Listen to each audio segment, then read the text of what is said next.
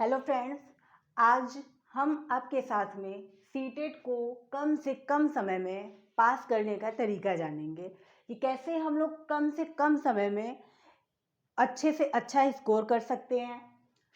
तो सबसे पहले आप लोग कि ये चीज़ पता है कि सीटेट में 150 क्वेश्चन आते हैं, जिसमें से 30 नंबर सीडीपी होती है, जिसे हम लोग बाल विकास कहते हैं। 30 नंबर का पर्यावरण होता है, 30 नंबर की हिंदी होती है और 30 नंबर का सेकेंड लैंग्वेज होता है, वो चाहे आप लोग संस्कृत लीजिए या इंग्लिश लीजिए, और 30 नंबर की मैथ आती है। तो 75 नंबर उसमें इम्पॉर्टेंट रहता है, जो कि पेडागॉजी रहती है, जिसको हम लोग शिक्षण शास्त्र बोलते हैं। अब 75 नंबर आप लोगों के सब्जेक्ट के जो होते हैं क्वेश्चन, वो आते हैं। और दूसरा क्या है, दूसरा सीटेट में सबसे बड़ा इम्पॉर्टेंट ये होता है कि उसमें टीचर सर्वोपरि नहीं होता, उसमें बच्चे सर्वोपरि होते हैं।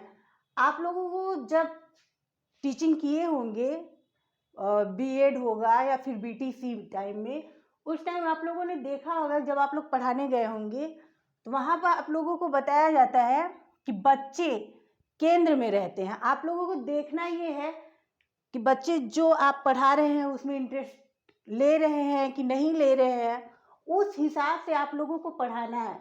ये नहीं देखना होता कि वो पढ़े या ना पढ़े, हम अपने हिसाब से उसको पढ़ाते रहें।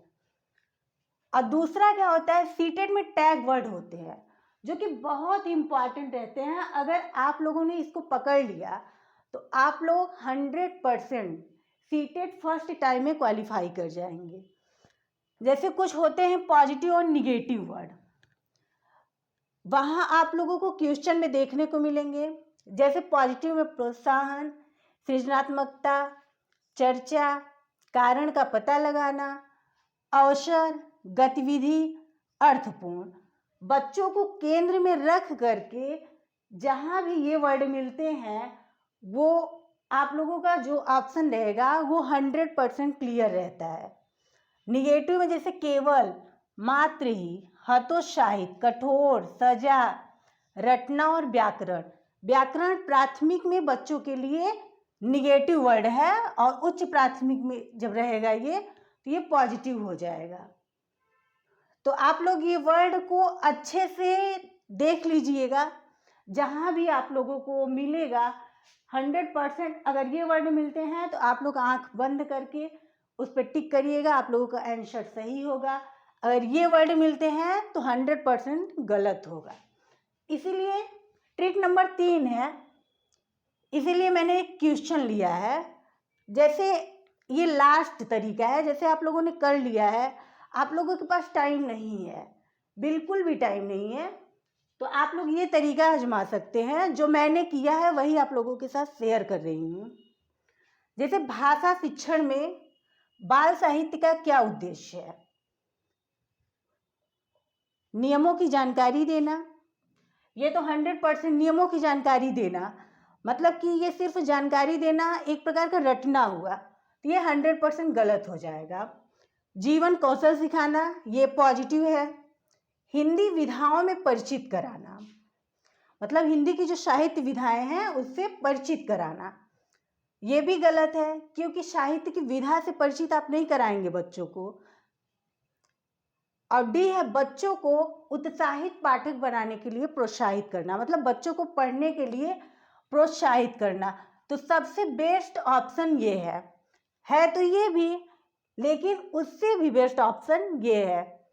तो लास्ट टाइम में आप लोग ये ट्राई कर सकते हैं कि अगर आप लोगों के पास टाइम ना हो तो जो बड़ा हो और ये कुछ पॉजिटिव जो वर्ड है उनको आप लोग यूज करके आंसर लगा सकते हैं।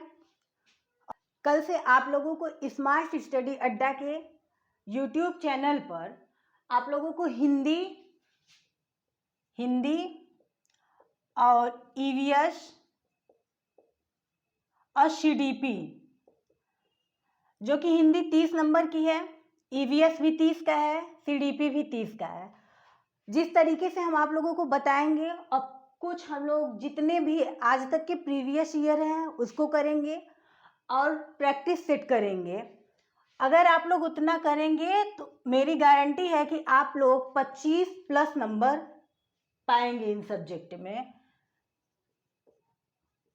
और सेकेंड लैंग्वेज में जिसका संस्कृत हो, अगर संस्कृत की भी क्लासें आप लोगों को चाहिए तो कमेंट बॉक्स में कमेंट जरूर करिएगा। कल से कंटिन्यू क्लासेस चलेंगी आप लोगों के। सबसे पहले हम लोग प्रीवियस ईयर कर लेंगे, उसके बाद से नया जो प्रैक्टिस सेट होगा उसको स्टार्ट किया जाएगा। इसलिए आप लोग अच्छे से पढ़ते रहिए। जिस तरीके से मैंने आप लोगों के साथ अपनी रणनीति को शेयर किया है, अगर आप लोग भी ऐसा करेंगे तो 1 महीने के अंदर में आप लोग 110+ नंबर जरूर ले आएंगे।